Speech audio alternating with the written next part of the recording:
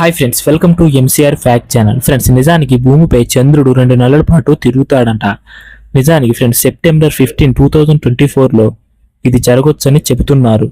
Friends, చందమామ రావే జాబిలి రావే అని పాట పాడుతూ పిల్లలకు అన్నం పెడుతుంటారు. ఇది పాట కాదని నిజమని శాస్త్రవేత్తలు చెబుతున్నారు. భూమిపైకి ఒక చిన్న చంద్రుడు వచ్చి 2 నెలల పాటు ఉంటాడట. ఆకాశం నుంచి ఒక గ్రహం భూమిపైకి వస్తుందని, అది గురుత్వాకర్షణ పరిధిలో సంచరిస్తుందని చెబుతున్నారు. ఫ్రెండ్స్, నిజానికి ఆగస్టు 7న 2024లో PT5 అనే ఈ గ్రహకాలాన్ని సైంటిస్టులు కనుగొన్నారు.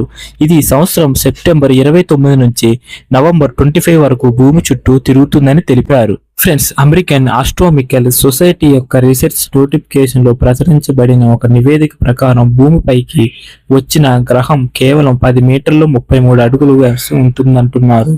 ఇది 53 రోజుల పాటు భూమి చుట్టూ తిరుగుతుందని పేర్కొన్నారు. కానీ 2024 PT5 పూర్తి కక్షను చెయ్యదు.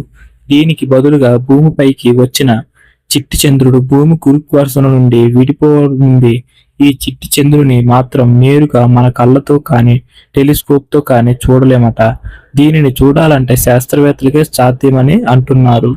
పరిశ్రమించుతుంది. అదే వ్యవస్థలో 2024లో PT5 పూర్తి కక్షను చిట్టి చంద్రుడు పూర్తి చేయదు. దానికి బదులుగా అది భూమి గురుత్వాకర్షణ పరిధి నుంచి విడిపోతుంది.